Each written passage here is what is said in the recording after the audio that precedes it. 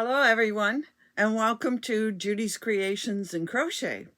Surprise, surprise, didn't expect to see anything from me today. But this is just going to be a short little video, totally different than what I usually do. But if any of you watch Rose Likes Crochet, you'll know that she just put out a video this past week called Spring Fling 2023. And she has tagged some other people, other creators, and encouraged any creators that would like to join in this little bit of information that she is going to tag under Spring Fling 2023. And I thought, well, this sounds kind of fun, so I'm going to take up the challenge. She said that she is getting, now she lives in Chicago, Illinois, so she is so tired of winter and so ready for spring that she decided to put together this little questionnaire, I guess you might say, and pass it around to other creators to answer. I think you've seen YouTube creators do this before. They answer 20 questions about themselves, or they give you answer questions about crochet. Well, this one is 10 questions about spring. And spring is a good month away or more, but I guess she's trying to get us all in the mood for spring and looking forward to spring because we're very tired of winter. I'll have to admit, Rose, I haven't gotten to the point yet where I am very tired of winter. Another 3 or 4 weeks and I probably would be very tired of it because I tend to find that we get our most up and down and crazy weather in March, which I'll talk about later.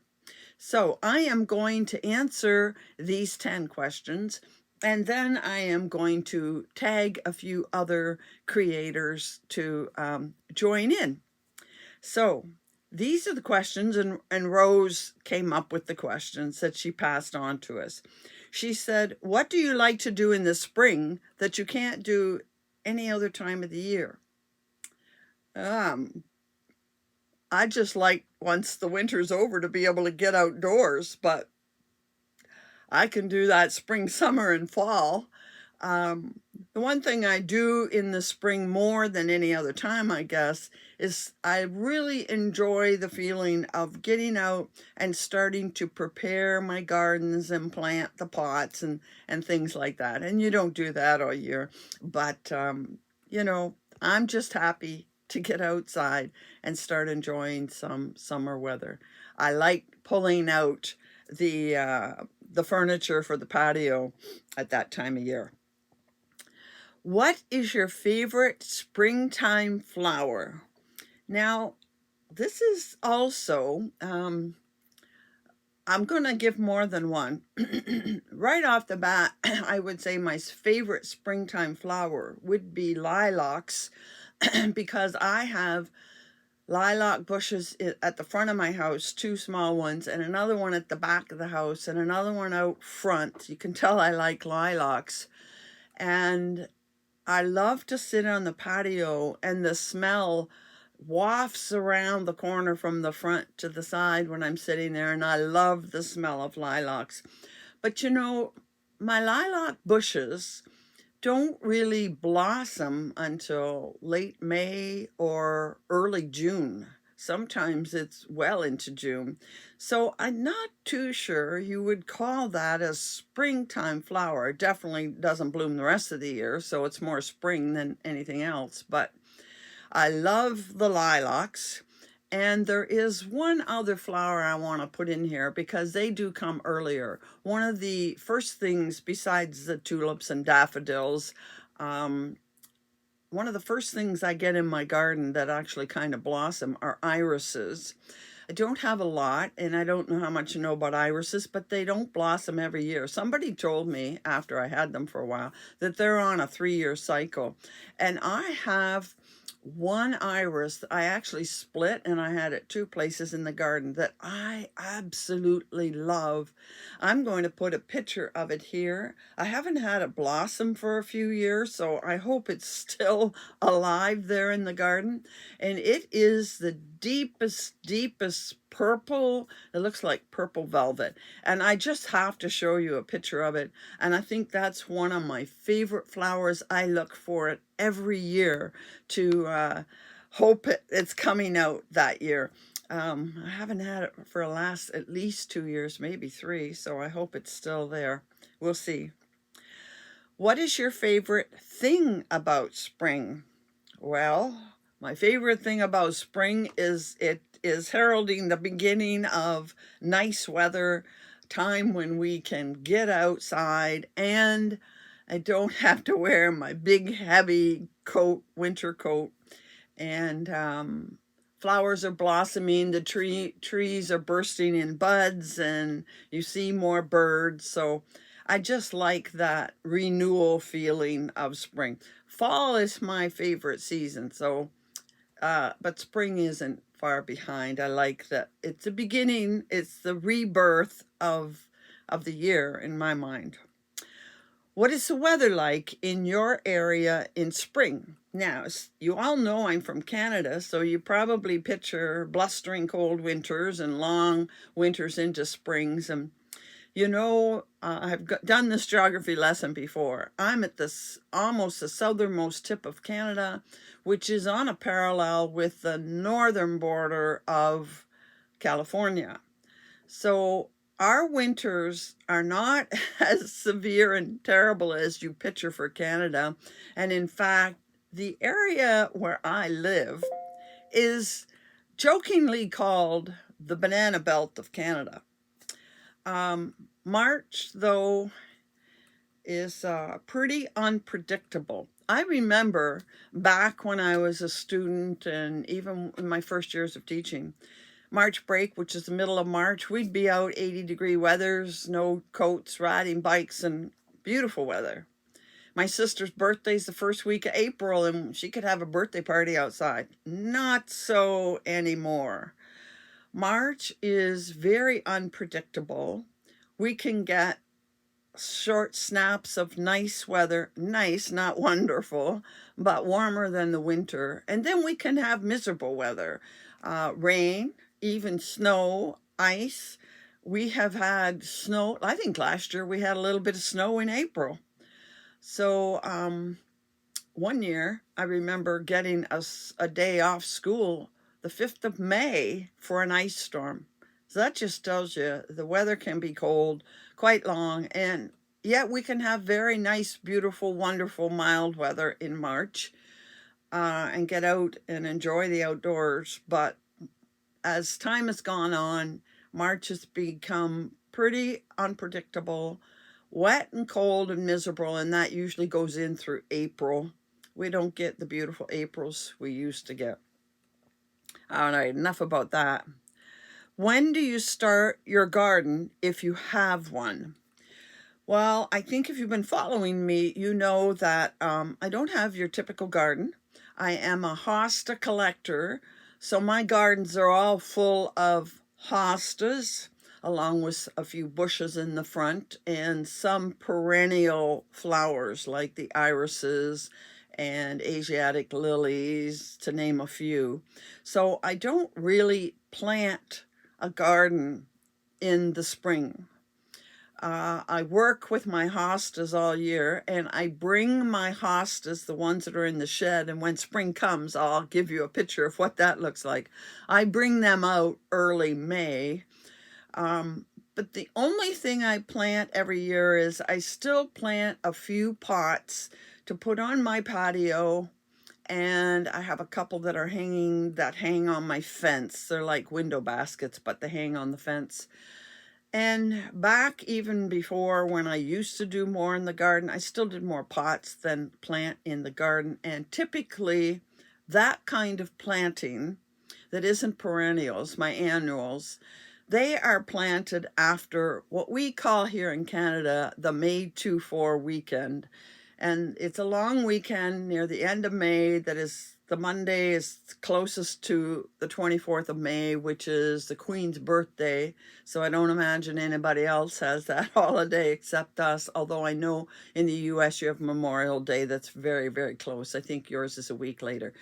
If we get to May 24, then you know it's pretty safe to plant anything and it won't be killed by frost or not survive. I've seen people plant sooner, but it's iffy. Even into May, it's iffy. So I always wait till then to plant any annual plants, flowers, which are very, very few anymore. Do you celebrate Easter? Well, I'm not sure if she's asking if Easter is part of my beliefs or if I actually do something to celebrate the holiday. I definitely believe in Easter. We've never been a huge celebrator of Easter. In other words, a big party, big dinner, or anything in our family. When we were kids, we used to hunt for the candy somewhere around the house. Don't have kids, so that doesn't happen, but Easter is part of my year-long celebrations as a Christian, but I don't do anything particular at Easter. Do you crochet, knit anything special for spring? I don't do small things like amigurumis and little things like flowers and all of that. So I can't say I really crochet anything for spring, except that I stop making the heavy items like heavy ponchos, and I might make cotton acrylic ponchos, and I stopped making cocoon cardigans at that time of the year. I'm hoping to make some sweaters yet before then, and I won't be making sweaters, not heavy ones, in the spring. I will be making maybe more shawls, again, using my gradient cotton acrylic cakes. So I can't say that I really do anything special for spring. What is your favorite spring color?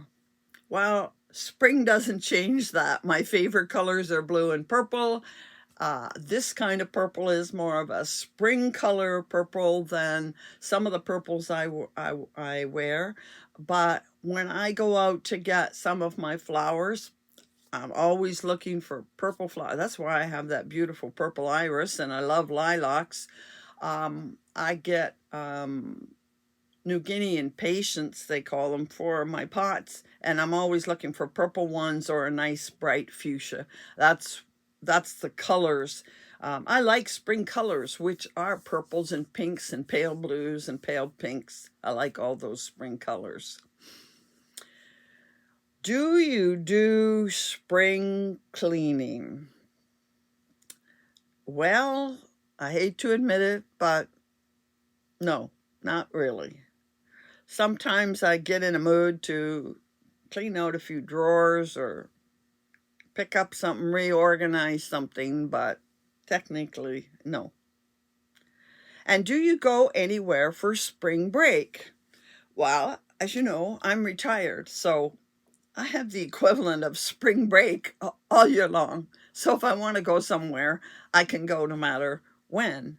In the past, when I was working, definitely we would go places, definitely warm places like Florida, and we went on cruises, and we went to Myrtle Beach. We have gone places in spring break, but I really don't travel at this point. First of all, due to COVID, I still don't want to get on an airplane, but my traveling days are pretty much over. And if I did travel, I would have to travel alone, which I do not like to do or do not want to do. Honestly, my brother lives in Florida during the winter, and I have a standing invitation to go and spend time down there. He lives in the Villages, and I could go anytime. I've also had a friend invite me to Costa Rica. I'd love to go, but at this point in my life, I'm not very comfortable facing airports by myself. They've just become overwhelming to me. Will I ever travel again in the future? I don't know. I mean, there are places I would love to go because I did love to travel, but I don't see myself traveling, not in the near future for sure. So that's the 10 questions. They are sort of about spring and about a few other things, definitely not too much crochet related. I hope you found that interesting. Another little insight into me, the creator of this channel. And I am going to tag a few people. Although anybody that would love to do this that's a creator, please go ahead. And if you aren't a creator and you would like to answer the questions, I will put the questions in the description box below. And feel welcome to comment and answer the questions, or send me some of the answers that you particularly would like to tell me about. But I am going to start by tagging some Canadian creators, starting with, and I know these people sometimes watch my channel. I'm going to start by tagging Gary at Urban Yarn, and also out on the West Coast, I'm going to tag Candy at Blue Eyed Style. Then moving over to my province, I'm going to tag Demi, the Canadian crocheter, and Heather from Heather's Knitting Nook. And then moving down, I happen to know that in the US, I am watched by Jackie from Crochet DHD. And I know that Lynanne watches me. So Lynanne, I'm tagging you, and she's from Nina's Nook Crochet. Just 6 people. And if you really don't want it to do it, feel free to ignore the tag. But for those of you that would like to see the responses from other creators, it will be under the hashtag SpringFling 2023. And apparently there will be a playlist, although, you know, if you put in a hashtag, you're going to get anybody that's put that hashtag in their description box. So I hope you enjoyed that for a little change of pace on this channel.